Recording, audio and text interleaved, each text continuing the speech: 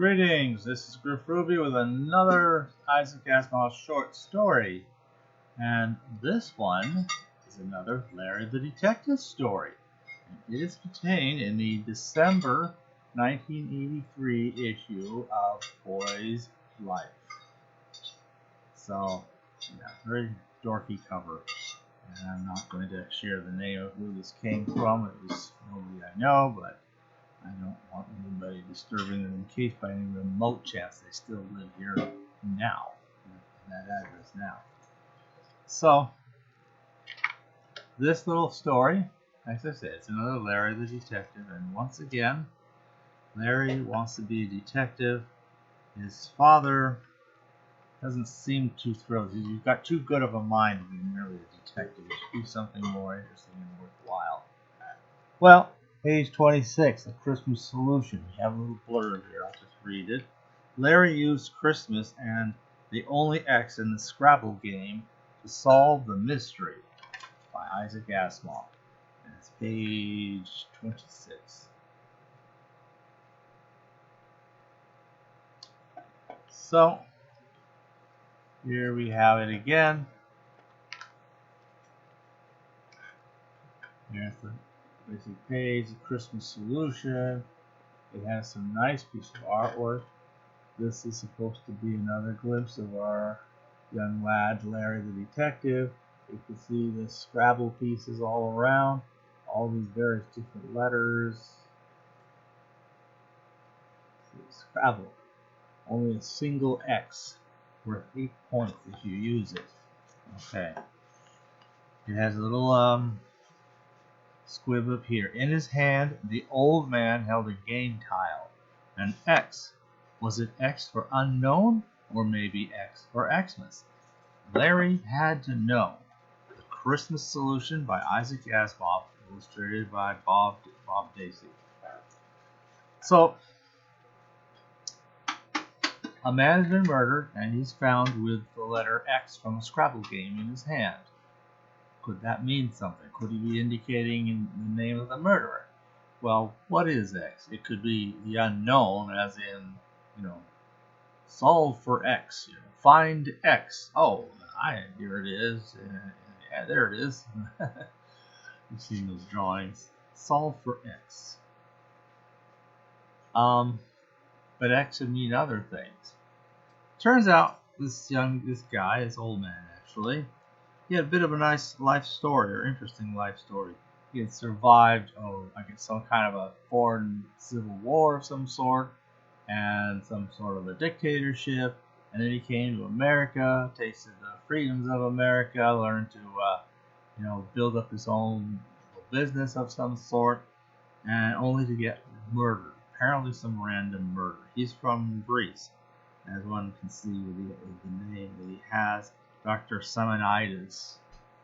But he has a friend, from the old country they knew, and they would play Scrabble together a lot. They used it helping to learn the English language, you see. And his friend had the name of Christodopoulos. The claim was Christodopoulos had played Scrabble, then he had to go off in some business thing for a while, and then he came back and found our Mr. Simonides killed, murdered. And the police came and investigated, and, well, I don't know why they didn't think of Christodopoulos. Because they're thinking about, they're Greeks, the X is Chi, when you're writing like Christus, as in Christmas, you start with an X, not a C or CH or anything like that. It was, what's interesting is, this is in fact what another area of detective story, the Ellery Queen story, would refer to as a dying clue. Now, if you ever saw that Ellery Queen TV series, about one season before, too bad, but they had one season of it. It was a good season. But an inordinately large number of the stories involves the murder victim leaving behind some kind of a dying clue And apparently in murders, a dying clue has a considerable amount of weight, because you don't have time to do much of anything but try to convey the identity of the murderer. So like in one of the Ellery Queens, the person being stabbed in a phone booth picks up the phone and dials some number of some totally random individual who had absolutely nothing to do with him or the case or anything. It's simply that the numbers dialed spell out his name, spell out the name of the murderer. That kind of a thing. And there's a lot of other things like that too in Ellery Queen. Well, we have that here. The X is a dying clue in everything but name. And I don't know. I have to wonder how much of a detective his father is that he doesn't realize this is a dying clue. It has to be important and isn't just some random thing that happened to be in his hand at the moment he got killed. So there's a lot of interesting exploration about Xmas and what X is short for, is a like abbreviation for Christ, just like MR is for Mister. We don't say R, we say Mister, and we see MR dot in a sentence. Well, there's one more thing about this. The story is also included in The Disappearing Man and Other Mysteries by Isaac Asimov.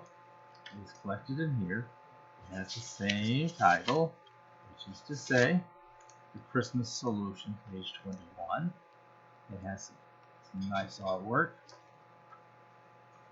Is this part of it? No. Okay. Alright. So here's a shot of, I guess, Christodophilus coming back to see Mr. Simonides, and he's on the floor, dead, murdered. Here's another picture of Simonides, and if you look closely in his hand, he has the little scrabble tile that says X, which is worth 8 points. You can't see the 8 there. So now Larry Detective is thinking about all this. Xmas, X, X. And they talk about all the different meanings that X could have, or the way that people say Merry Christmas, Christ Mass, Weihnachten, Yule. Something else kind of interesting happens here. The text has undergone a few minor modifications in bringing it to the book. The first and the most slight change occurs in the very first paragraph here.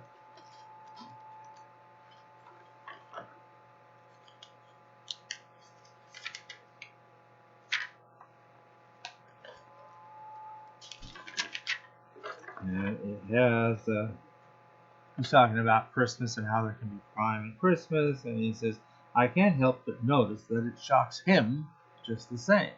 Him is italicized in the original, it's not italicized later. Other places where italics are employed in the original, transferred all to the book. Then there's another small explanation about the Spanish, where you'll say Feliz Navidad, and you have this upside down exclamation point. Now,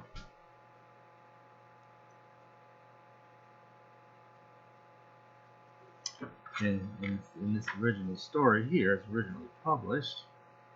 Happens right on the transition from one page to another page. Okay. For instance, Pedro Morales went to the board and wrote Feliz Navidad, which means Merry Christmas, in Spanish. And we talked about the upside down exclamation point and question mark in Spanish. Changes to Pedro Morales went to the board and wrote Feliz Navidad, which means Merry Christmas in Spanish. And we talked about the upside down exclamation point and about how there is an upside down question mark in Spanish too. Little clarification, very minor. And then one more when we get to the Swedish. He says, then there's Yule, Y-O-U, in Swedish, like Yule, as in Yuletide, in English. Y-U-L, or Y-U-L-E in English. So then it says, then there's Yule in Swedish after the old name of a winter month, and that's like Yule in English, and so on. Little explanation. Other than that, the text seemed to be the same, and so you get one piece of artwork in one place, some other different pieces of art in the other, some very minor differences here, but it's a good little story. Given my own background, I was able to see where it was headed long before we got to the clue. But if you're young and inexperienced, or if you're Larry the detective's not so bright detective father, I guess you don't figure it out. Anyway, that's what there is. Thanks for listening.